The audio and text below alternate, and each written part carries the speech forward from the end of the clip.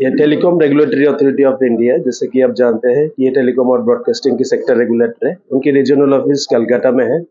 तो वो ये COP जो कंज्यूमर आउटरीच प्रोग्राम है वो ऑर्गेनाइज की है ये नाहरलगुन में। वैसे तो ऑनलाइन में बहुत सारे इन्फॉर्मेशन जो TRAI की इनिशिएटिव्स है कंज्यूमर्स को प्रोटेक्ट करने के लिए और उनके इंटरेस्ट को देखने के लिए, वो ऑनलाइन में अवेलेबल है, वीडियो फुटेजेस है।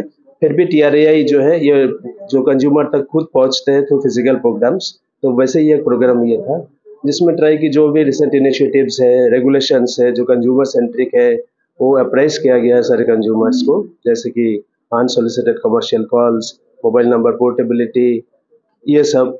और इसी के साथ ही साथ यहाँ पे सारे TSPs की जो टेलीकॉम सर्विस प्रोवाइडर्स है उनकी जो रिप्रेजेंटेटिव ऑफिसर्स है वो भी प्रेजेंट थे, ताकि जो ऑडियंस है उनके साथ डायरेक्ट इंटरेक्ट करें और उनकी जो प्रॉब्लम्स है टेलीकॉम रिलेटेड वो उनसे शेयर करें और उनकी रेजोल्यूशन अगर प्रॉम्प्ट हो जाए तो ये जो मंच है ये मंच उसके लिए भी एक प्लेटफॉर्म क्रिएट किए हैं।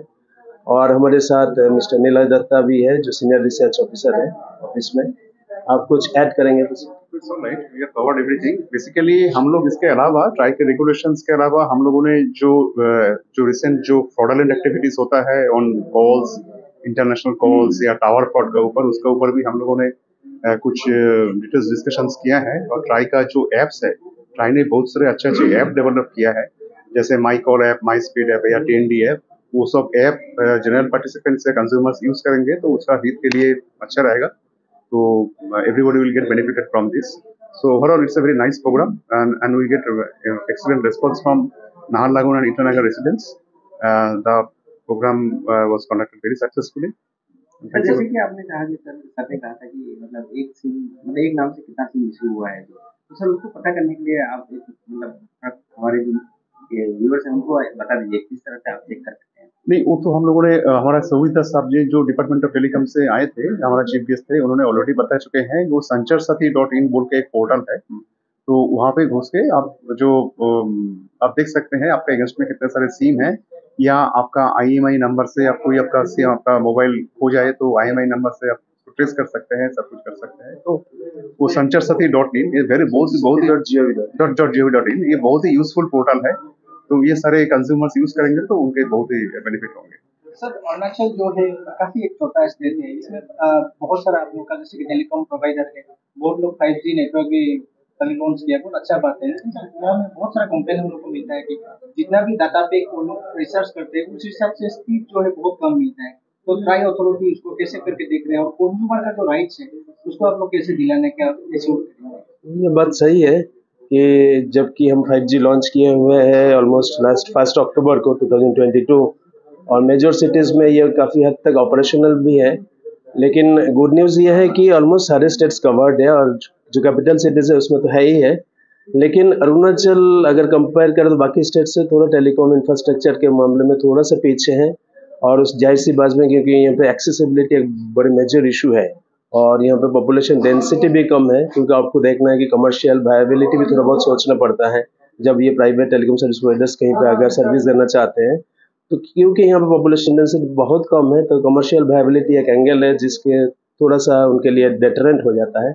इसीलिए गवर्नमेंट ऑफ इंडिया जो है ना ये जो USY project universal service obligation fund funded projects, तो वो बहुत ज़्यादा यहाँ पे इनिशिएटिव लिया है और यहाँ पे एयरटेल और BSNL दोनों प्रोजेक्ट को इम्प्लीमेंट कर रहे हैं।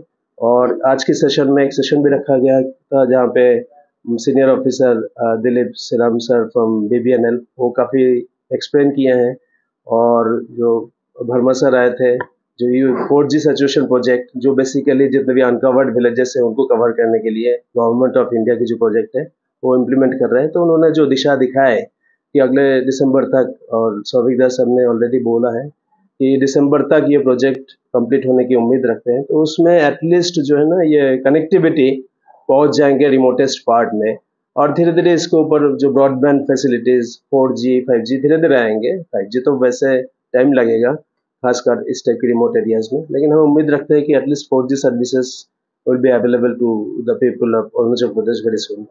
No, in addition to that, in recent past, TRAI has conducted a lot of drive test. वो ऑपरेटर्स को लेके ड्राइव टेस्ट भी हम लोगों ने कंडक्ट किया है। ड्राइव टेस्ट का मेन इंटेंशन यही है कि कहाँ पे सिग्नल कवरेज मतलब नेटवर्क कवरेज कैसा है, सिग्नल का क्वालिटी कैसा है वो सब चेक करना, और उसके हिसाब से हम लोग जो ड्राइव टेस्ट रिपोर्ट पब्लिश करते हैं, the concern TSPs are they are taking the necessary steps to improve their network coverage.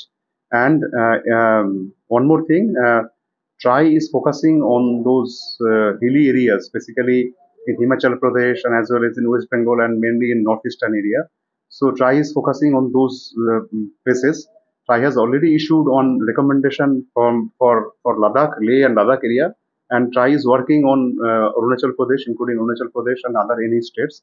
And very soon TRAI is publishing one recommendation on network improvement for northeastern states. Sir जैसे कि देखा गया sir, customer जो recharge करता है कभी Airtel, Vodafone, जियो, उसका भी रिचार्ज करता है सर।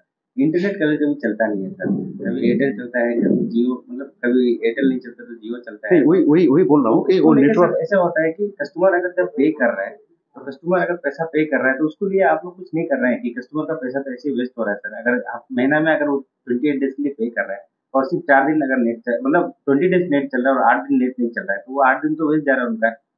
हम सर नहीं। उसमें और एक पॉइंट ऐड करना चाहेंगे, जैसे कि मेरा कॉलीग ने पूछा सर, जैसे सर इलेक्ट्रिसिटी नहीं होने से जो कैपिटल एरिया में अगर नेटवर्क ना रहे तो कितना हद तक हम लोग जो डिजिटल इंडिया में जी रहे हैं, आप क्या बोलना चाहिए? नहीं, these are all reality, we definitely accept it, but देखिए एक चीज तो है, नेटवर्क इम्प्रूवमेंट करना जरूरी है और हिली एरिया में it's a bit challenging task.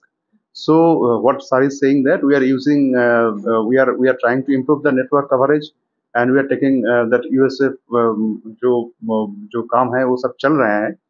So hopefully within a very short time the network will improve drastically, and let's see, there is a continuous process. Thank you.